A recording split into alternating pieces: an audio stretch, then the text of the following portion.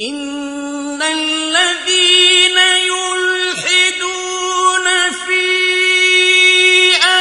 آياتنا لا يخفون علينا أفمن يلقى في النار خير أم من يأتي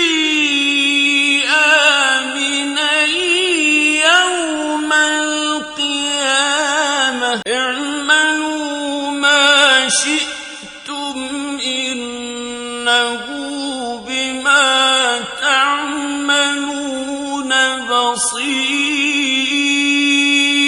الحمد لله رب العالمين والصلاة والسلام على سيد الرسل وخاتم النبيين وعلى آله وصحبه أجمعين وبعد.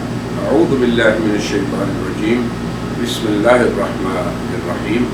إن الذين يلحدون في آياتنا لا يخفون علينا وقال النبي صلى الله عليه وسلم الدين النصيحة. سامعین و ناظرین، ہمارے سلسلہ دین بھلائی ہے، اس کا یہ 21واں مقالہ ہے. اس کا عنوان ہے لمحات فکریہ، جو بہت بڑی بھلائی ہے قادیانیت کے لیے، اور بہت ہی خیر خواہی کے جذبے سے ہم نے ان کو تبدیل کیا ہے. ہم یہ بیان کر رہے تھے کہ امت مسلمہ میں شخصیات ہوں یا مقامات مقدسہ ہوں، ان کے بارے میں شروع اسلام سے آج تک تقدس اور تعظیم کا معاملہ رہا ہے، مگر مرزا غلام قادیانی نے اسلامی شخصیات کے بارے میں بھی جو کچھ کہا، اس کو ہم اپنے مختلف مقالات میں ذکر کر چکے ہیں. رہے مقامات، تو اس نے ان کی جگہ پہ قادیانی مقامات کو تقدیس دینے کی ناکام سعی کی. پھر اسی طرح صحابہ کرام اس امت کے سرخیل ہیں، اس امت کے لیے نمونہ ہے ایمان میں، جن کے بارے میں اللہ نے کہا فَإِنْ آمَنُوا بِمِثْلِ مَا آمَنْتُمْ بِهِ فَقَدِ اهْتَدَوْا. تو امت مسلمہ میں جناب نبی کریم صلی اللہ علیہ وسلم کے رفقاء اور آپ کے صحابہ کرام، وہ حضرات انبیاء علیہم السلام کے بعد افضل ترین بشر ہیں. حق تعالی شانہ نے قرآن کریم میں حضرات صحابہ کی حمد و ثنا بیان فرمائی ہے، اور پھر حضرات صحابہ کا خصوصی تشریعی مقام بھی اسلام نے معین کیا ہے. کیا مقام ہے ان کا؟ کہ وہ ایمان میں، اطاعت اللہ میں، محبت رسول میں معیار ہے تا قیامت امت کے لیے، اور معیار حق ہیں. بلکہ نبی کریم صلی اللہ علیہ وسلم نے تو ان کی سنت کو اپنی سنت کہا. لہذا ان کے مقام و منزلت سے اگر کوئی شخص تعارف کرتا ہے تو یقیناً اس کا یہ عمل اللہ اور اس کے رسول کی تکذیب کے مترادف ہے.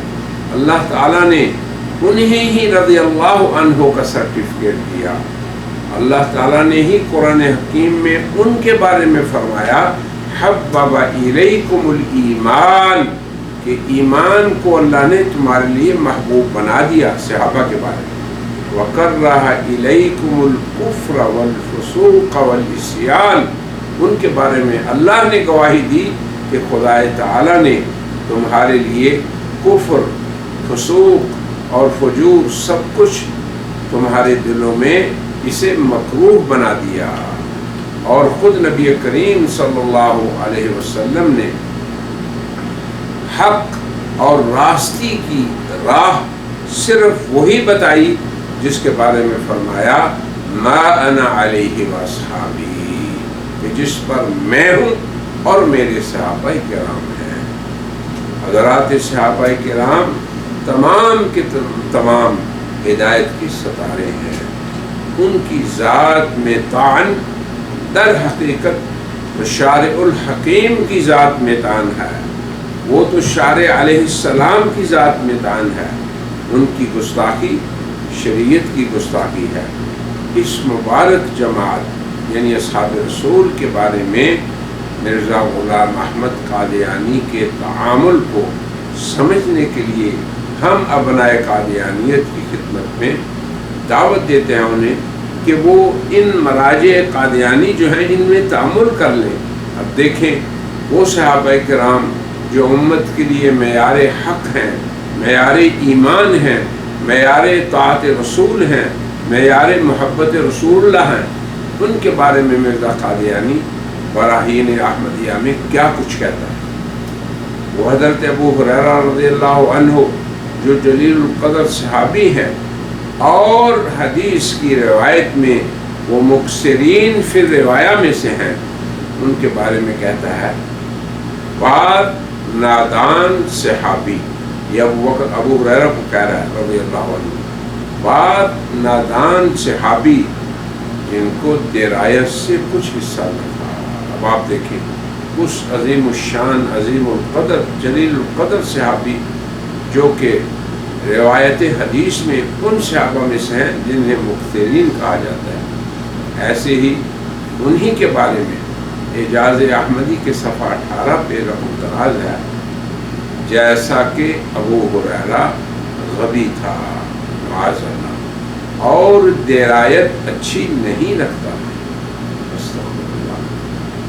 اب مرزا قادیانی خلیفہ راشد اول امیر المومنین حضرت ابو بکر صدیق اول المومنین کے بارے میں اپنی کتاب مجموع اشتہارات میں کے صفحہ نمبر 478 جلد 3 میں یوں رقم دراز ہے، میں وہی مہدی ہوں جس کی نسبت ابن سیرین سے سوال کیا گیا کہ کیا وہ حضرت ابو بکر کے درجہ پر ہے؟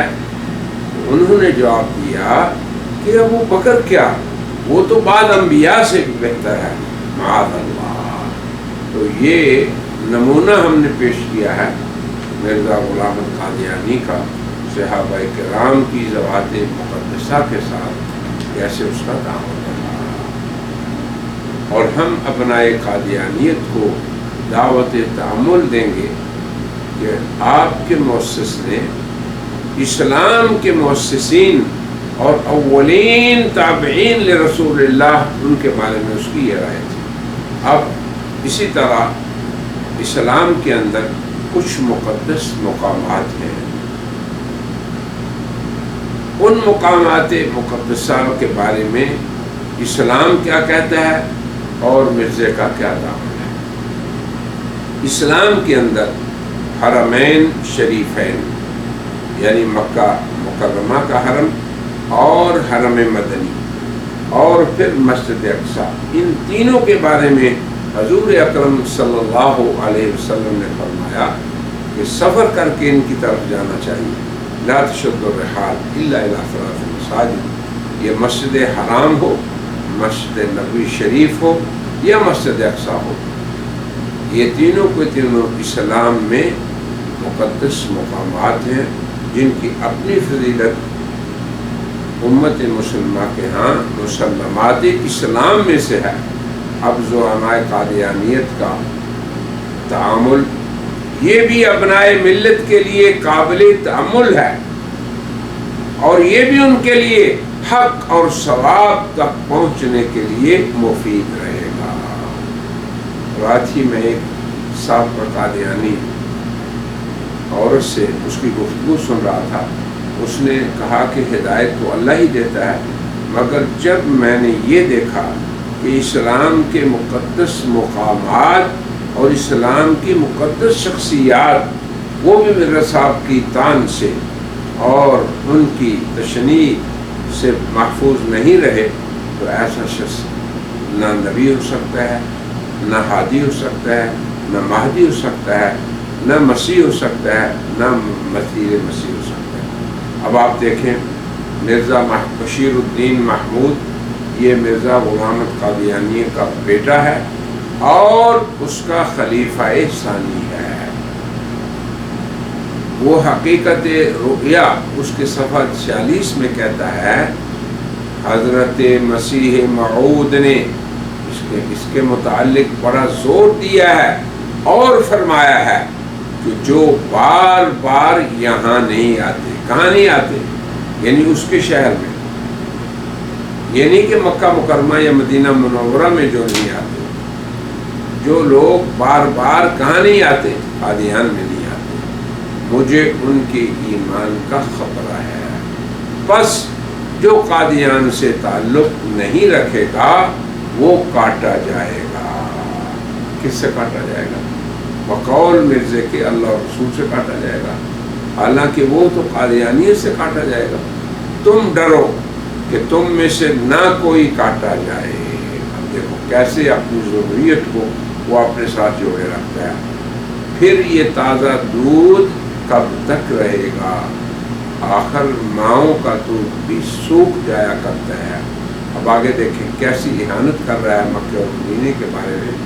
کیا مکہ اور مدینہ کی چھاتیوں سے یہ دودھ سوکھ گیا کہ نہیں؟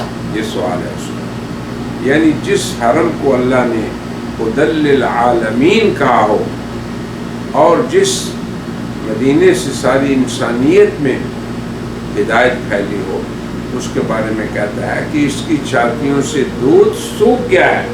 گویا کہ یہاں پہ ہدایت اب نہیں ہے. در سمین کی صفحہ 52 میں مرزا قادیانی جو اس کا شہر ہے قادیان، اسے حرم قرار دیتے ہوئے کہتا ہے، منظوم کلام ہے اس کا، زمین قادیاں اب محترم ہے، ہجوم خلق سے ارض حرم ہے. اب آپ دیکھیں کہ مسلمان حرم کسے سمجھتے ہیں اور قادیانیت یا مرزا قادیانیت حرم کسے کہتا ہے. اب آپ حرمین شریفین کے بارے میں بات ہوگی. اب مسجد اقصی کہاں ہے؟ سبھی کو پتہ ہے، بیت المقدس میں ہے، قادیان میں نہیں ہے. تو قادیان کے زعماء مسجد اقصی کس مسجد کو کہتے ہیں؟ وہ مرزا قادیانی کی بنائی ہوئی قادیان میں جو مسجد ہے اسے وہ مسجد اقصی کہتے ہیں. سبحان الذی اسری بعبدہ لیلا من المسجد الحرام الی المسجد الاقصی. اب اس کے اندر مسجد اقصی وہ ہے جہاں پہ رسول اللہ کا اسراء جا کے ختم ہوتا ہے، مکے سے مسجد اقصی تک. اب یہ دیکھیں ان کے ہاں مسجد اقصی کیا ہے. خطبہ الہامیہ صفحہ 21، یہ مندرج ہے روحانی خزائن کی جلد 6 اور صفحہ نمبر 21 میں.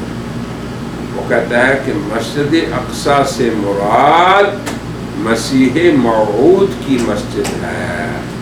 کہاں ہے وہ مسجد؟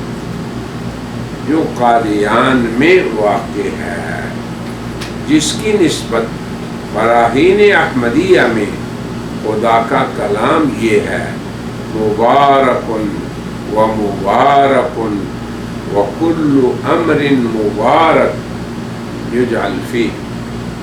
پھر یہ کہتا ہے یہ اس کی نص ہے براہین احمدیہ کی، اور یہ مبارک کا لفظ بصیغہ مفعول اور فاعل واقع ہوا ہے. مبارک یا مبارک قرآن شریف کی آیت بارکنا حولہ کے مطابق ہے، کیونکہ اللہ جیسے کہ اللہ تعالیٰ فرماتا ہے سبحان الذی اسری بعبدہ لیلا من المسجد الحرام الی المسجد الاقصی الذی بارکنا حولہ. آپ دیکھیں کہ اس آیت کو وہ کہاں فٹ کر رہا ہے؟ اس مسجد اقصی پہ جس کا بانی مرزا غلام احمد قادیانی ہے.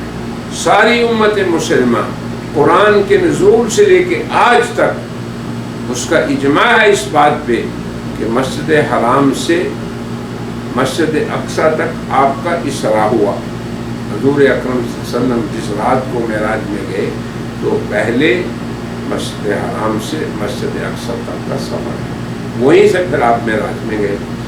مگر اب آپ دیکھ لیں کہ مرزا اور زعماء قادیانیت جو ہم نے معظم شخصیات کا ذکر کیا ان کے بارے میں اور جو مقامات مقدسہ کے بارے میں ان کا کیا تعامل ہے. انہوں نے شخصیات کی جگہ شخصیات کو رکھا، مقامات کی جگہ مقامات کو رکھا، اور انسانیت کو رسول اللہ اور صحابہ کرام کی شخصیت سے مرزا اور اس کے ساتھیوں کی شخصیت کی طرف پھیرنا چاہا، اور حرمین شریفین اور مسجد اقصی سے اپنے قادیان کی طرف پھیرنا چاہا. تو یہ وہ لمحہ فکریہ ہے کہ آسانی سے ابنائے قادیانیت حق اور ثواب اور سواء السبیل جسے وہ کہتے ہیں اس تک پہنچ سکتے ہیں.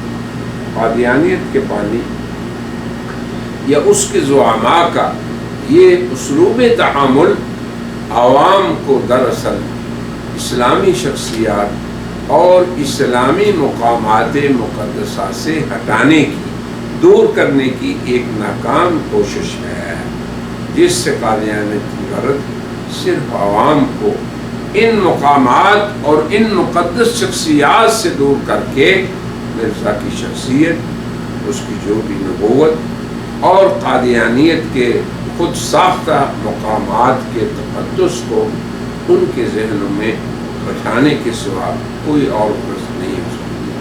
ہمارے اس پیش کردہ لمحہ فکریہ میں اگر ابنائے قادیانیت کچھ تعامل کریں تو انشاءاللہ وہ سبیل خدا تک آسانی سے پہنچ جائیں گے.